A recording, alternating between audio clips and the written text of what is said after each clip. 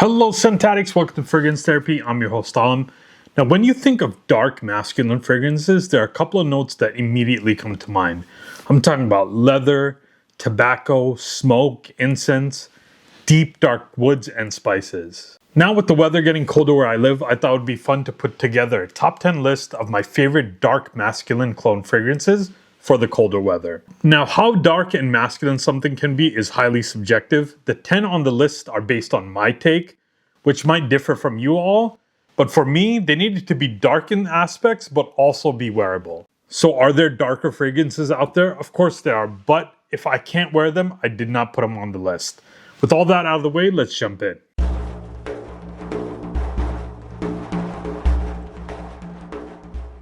First up, we have Haramain's Detour Noir Exclusive, and this is a clone of Parfum de Marly's Latent Exclusive. Now, I have a couple of clones of Latent Exclusive, but this is still probably my favorite. This might be the least dark fragrance on the list, but in my opinion, it still fits the bill.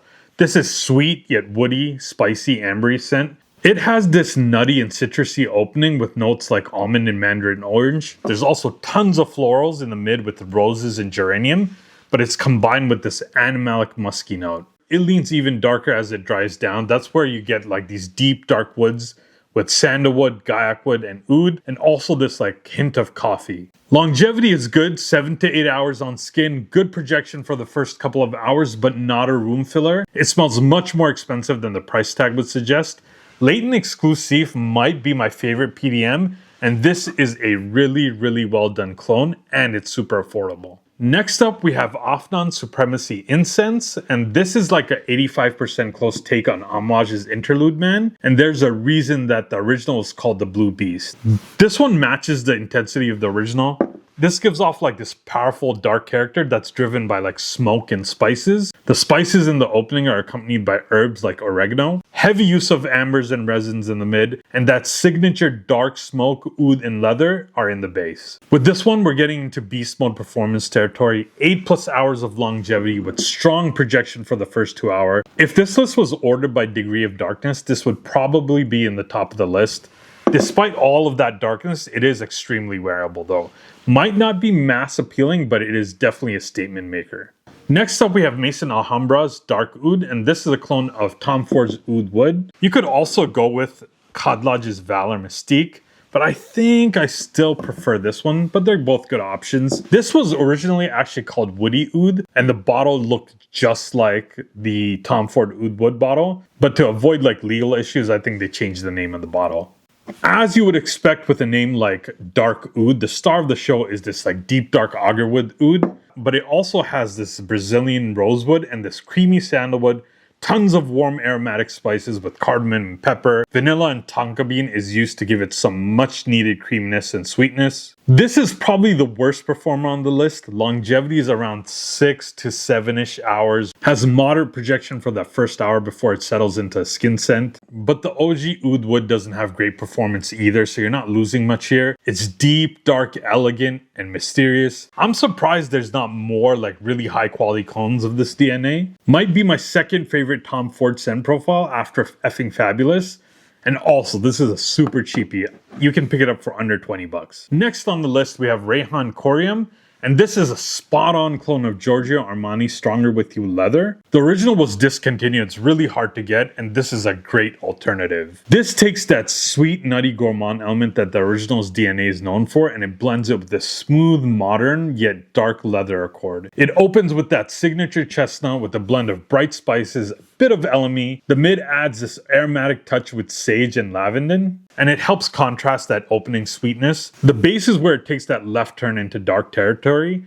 Prominent leather note combined with like smoky woodiness with oud and gaiac wood. It's powerful, masculine, and warm. Another strong performer here. We're talking about 8 hours of longevity with strong projection for the first hour or so. If you like that Stronger With You DNA but thought that it was too sweet and needed a little bit of an edge, this is a perfect option. Now let's go with Zamaya's Icon, and this is their take on Homage's Epic Man. This is the second time that Homage has been mentioned on this list. It shows that they're really good at making like dark masculine fragrances. The spices really show up in force here. Pink pepper, nutmeg, mace, cardamom, saffron. Also tons of resins with frankincense and myrrh. And finally, you get this like earthy patchouli and this leather and oud note in the base. The performance might not match the others on the list, but it's not bad by any means. Longevity is about 7 hours, strong projection for that first hour. And here's the kicker.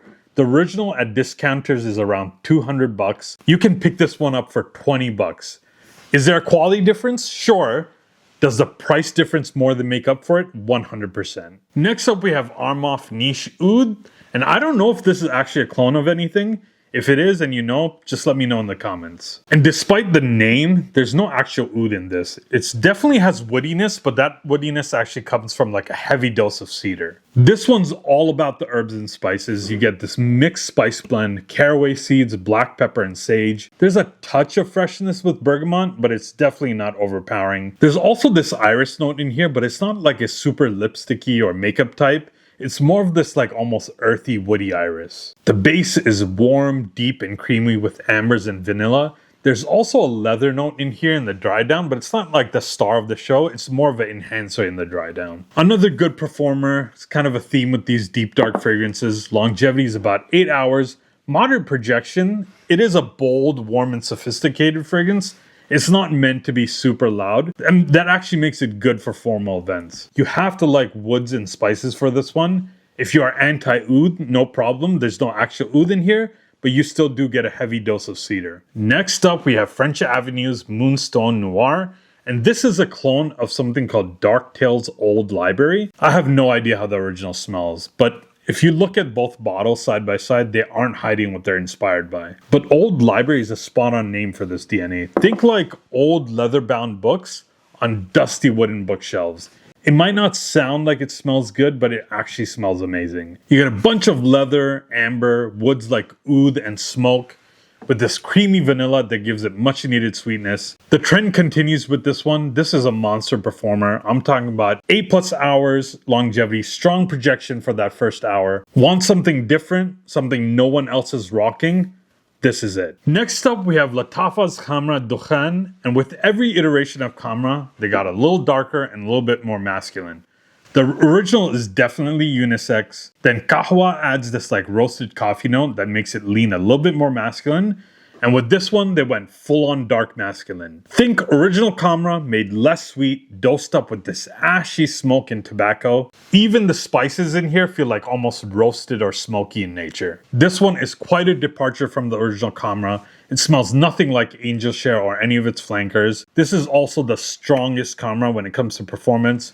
We're talking about longevity of 8+ hours, strong projection for like 2 hours. If you thought the original Khamra was much too femme and even the Kahwa didn't cut it, this is definitely a much darker take on that DNA. Next up, we have French Avenue's Veneno, and this is a clone of Killian's Smoking Hot. Now, you could have definitely gone with Lattafa's Mashrabia here. I think this one is maybe 85% close. And I think this one gets like 85 to 90% close, but both are really good options. This is straight up apple shisha or apple hookah in a bottle. Has this surprisingly fresh and sweet apple, but it's definitely mixed with like deep dark notes like tobacco and smoky oud. Fresh earthy moss and creamy vanilla to add some sweetness. The reason I think this is a little bit closer than Mashrabia is that Mashrabia tones down that smokiness and turns up the sweetness by adding like dates and caramel. For some people, this might be easier to wear, but if you want a little bit darker take, then it's definitely this one. Longevity is good, 7 to 8 hours on skin, projects well for the first few hours. This one is a great entry-level smoke fragrance because it mixes with that apple, makes it a little bit more wearable. If you have been hesitant to try a smoky fragrance, give this one a shot. Finally, we have Rassasi's La Yucamam, and this is a spot-on clone of Tom Ford's Tuscan Leather. This is my favorite leather fragrance in my collection, and some might find this blasphemous, but I think this is actually an improvement on Tom Ford's Tuscan Leather. It amps up the raspberry, and you also get the smoky, ashy woods, warm spices with thyme and saffron. You get both animalic leather and this sweet, supple suede. There's also this like slight gasoline hint in the leather. It might sound weird, but it actually works really well here. And then you also get this healthy dose of resins and amber.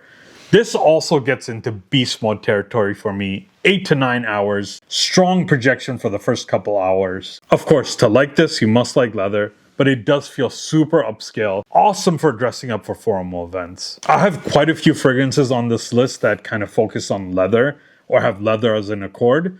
It's like my favorite deep, dark, masculine note. Many of these can be challenging scent profiles, and none of them are truly blind buy safe. I think all of them are extremely wearable. If you've been hesitant to try like deep, dark, masculine notes, maybe give one of these a try. Well, there you have it, folks. 10 dark, masculine, yet wearable, affordable fragrances. Let me know in the comments what are your go-tos when it comes to this genre of fragrances. And don't forget to hit that like and subscribe button. We're making progress on our next milestone of 5,000 subs. If you haven't subscribed already, please do and help us reach that goal. And as always, stay tuned for more affordable fragrance content. Until next time, I'm out.